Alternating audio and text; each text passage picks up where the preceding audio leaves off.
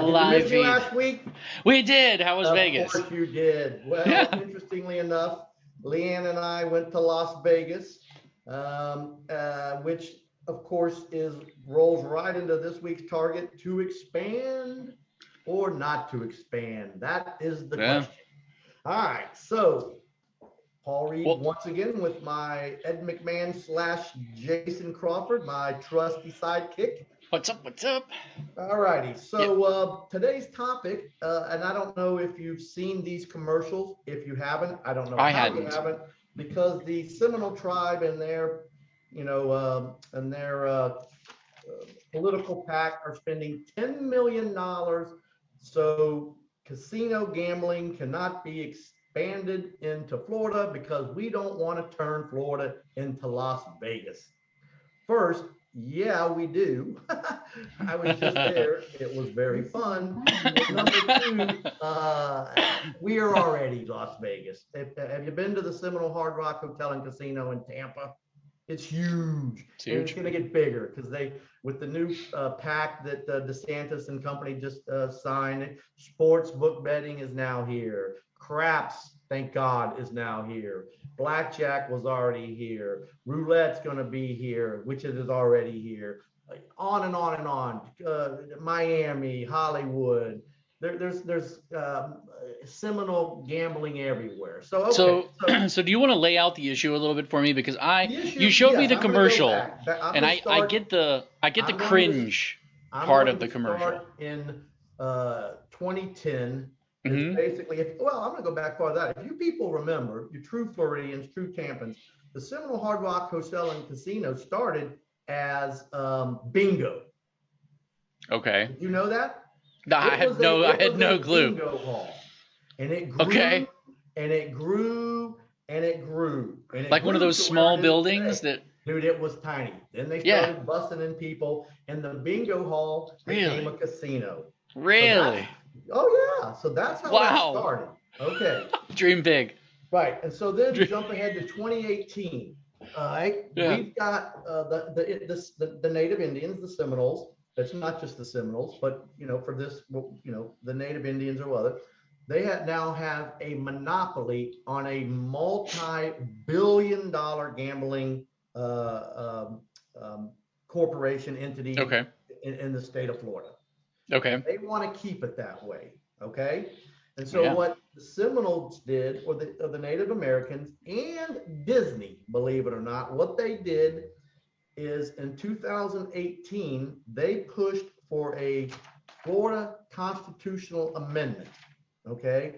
And that constitutional amendment said this: it gives Florida voters the exclusive right to decide whether to authorize casino gambling in Florida. Now, mind you, we already had casino gambling in Florida. The Hard Rock has been here longer than 2 or 3 years. So why would Disney or the Hard Rock or anyone want to pass such a law? Well, it would prevent the Florida legislature from allowing other entities, other corporations, Sands, Harrah's, and so forth, to come to Miami, so to speak, or to Tampa, or to Jacksonville and put in casinos. Interesting. Right. Okay. 70. So it wasn't just about legalizing it. There are other things that were like packed into it. Oh, and I'm going to get to that. As is the case usually. So they run the compact, the political pact of Disney and the Native Americans ran advertising. And understand, once again, Jason, this is where advertising sucks, because if you have a good ad and you spend enough money, you can convince people to do whatever you want. And that's what happened. I believe the Seminoles, if I'm not mistaken, or the Native Americans spent $20 million during that campaign of 2017.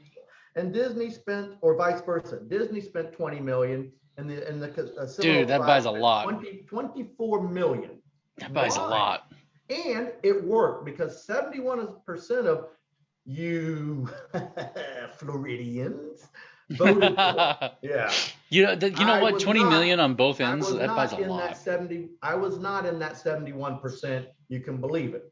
Okay, Wow. so you've taken the Florida legislative body out of the equation, okay? And now, in order to put in a Harrah's or a casino, another casino other than ones operated by the tribe, you have to get a initiative, a voter initiative back on the ballot for the people to vote on to allow another entity into Florida. Okay, Jeez. well, that's what's going on right now. I believe it's the Sands Corporation that does run casinos out in Vegas and wherever. They have a citizens initiative drive going on, and we're going to see the video here in a minute that the Seminole Native American tribe is running in Florida so you do not sign that initiative because they need 891,589 signatures just to get it on the ballot. Once it's on the ballot, then they're going to spend millions of more dollars for you to vote no, because if you're not aware, you need 60% approval rating, a yes, to allow any initiative, whether it be great gambling, whatever. It needs 60%. So they have two shots to shoot this down. One, if 891,000 people don't sign the petition, which is the commercial we're going to see, and then if that gets on the ballot, two, they can run commercials again to try to keep it under 60%. Okay. Interestingly enough, the Florida legislature, again, last year, 2 years ago, made voters initiatives way difficult, more costly, a lot of rules, regulations. So our government doesn't want the people to have a say in how their lives are run. But I'm not going on that soapbox. Different podcast. But they did it. All right. Okay. And so you say, why? Well, this is easy. For the Hard Rock, it's gambling dollars. If we're the only game in town, we get all the money. And I believe I just saw a billboard that said something to the effect that they've paid out in slot machines in Florida $1 billion. Now you say, whoa, they've paid out $1 billion. Well, how much did they make then? Okay, that's number one, a lot. Number two is Disney, less competition for tourism. So those are the two big entities running advertising against this 2022 petition drive. And it's strictly to keep the competition out. Now, did you say that that 1 billion was spent in what? Oh, advertising has been, they say, have been paid out to people playing slots. Oh, been paid out. Well, if they've paid out $1 billion, how much have they made? Yeah. Oh, yeah. I guarantee you, it's not less than $1 billion. No, because remember, just so you'll know, those slot machines, or maybe you don't know, they are set to pay out a particular percentage. Yes. I don't know if it's 30%, 40%. I'm sure to some degree that's regulated by the state and or the federal government. I know it is in Vegas. It's about 65, 35, 60. I don't know what it is for the tribe, but put it this way, they definitely win more than they lose on the slots. And then you got all the table games, blackjack, war,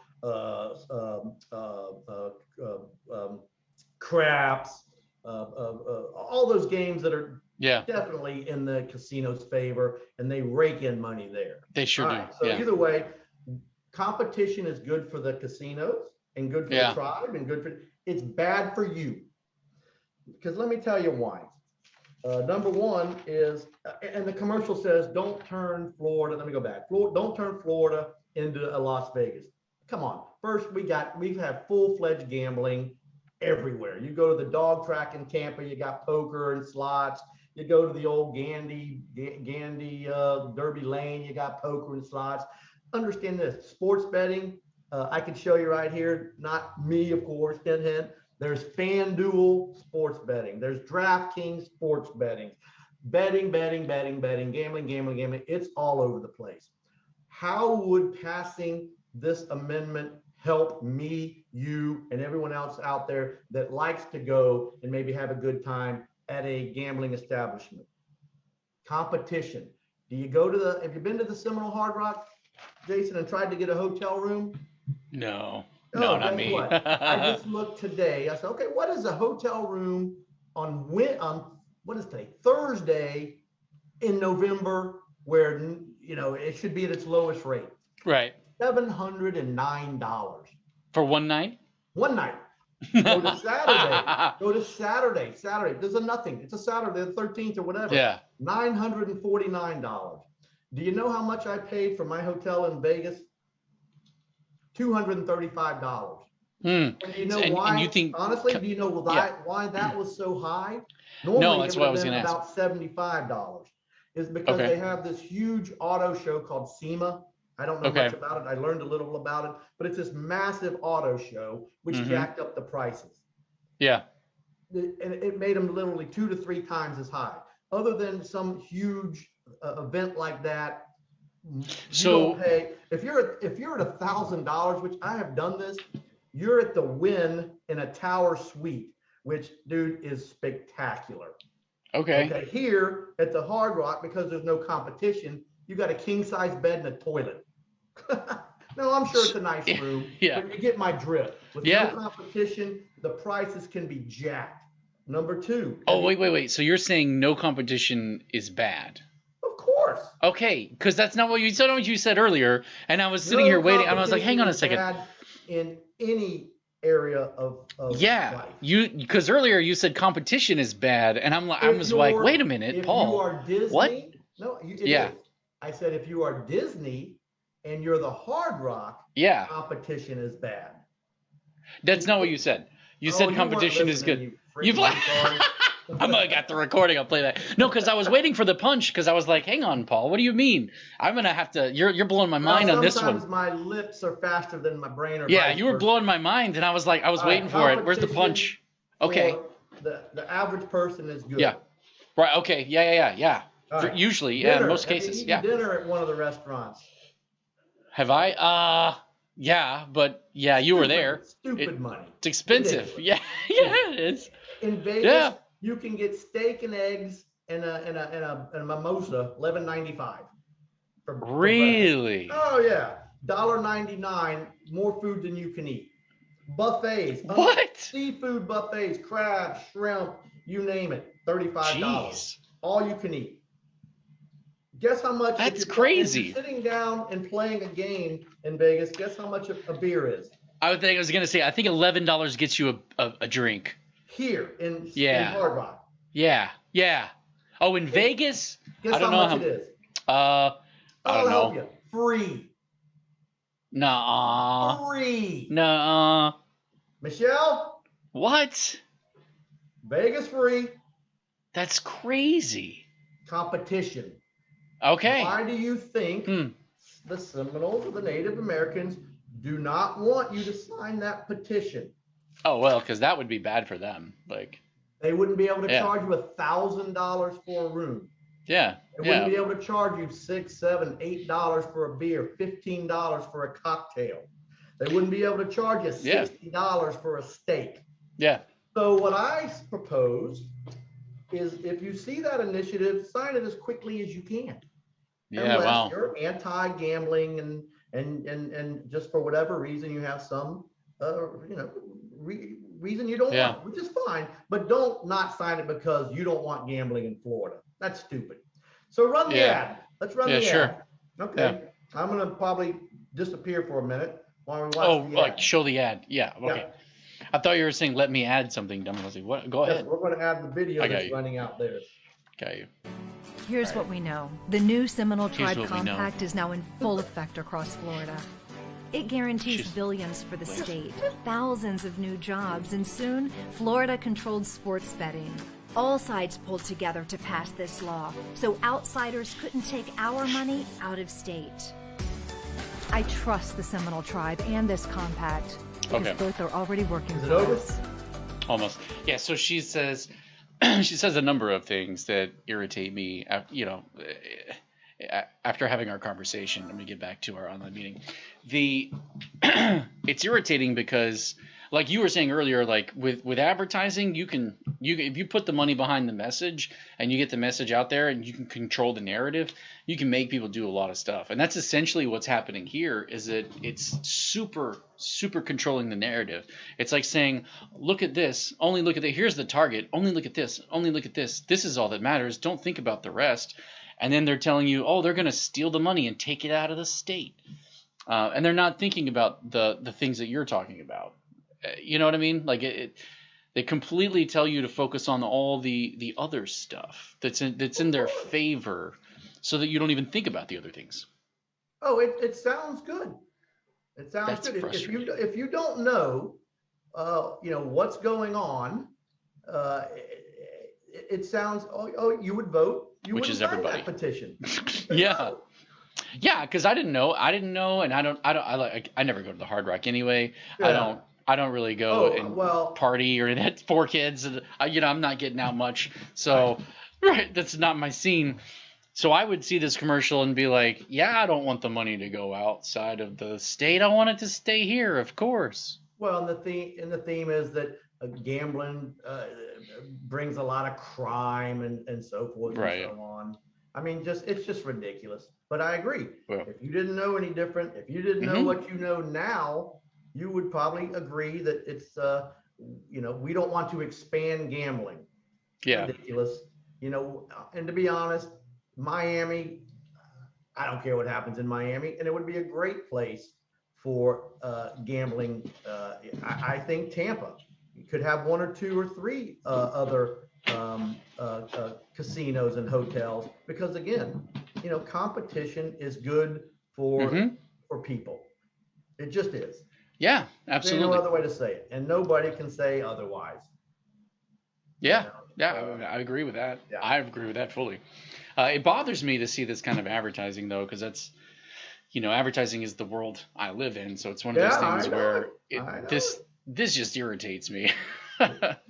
It's not about brand positioning or building value. It's just about like lying, propaganda, controlling narratives. Lying to people to protect my interest. Yes. Ain't no other way to say it. Yeah. Yeah, and this is what gives marketers a bad name. Probably gonna, somebody's gonna blow up my building. So what the heck? It's an editorial. Yeah. It's an editorial. Yeah. Absolutely. Exactly. All right. Well, we're gonna get out of here. All right. Sounds good. I guess that's about it. All Anything right. else?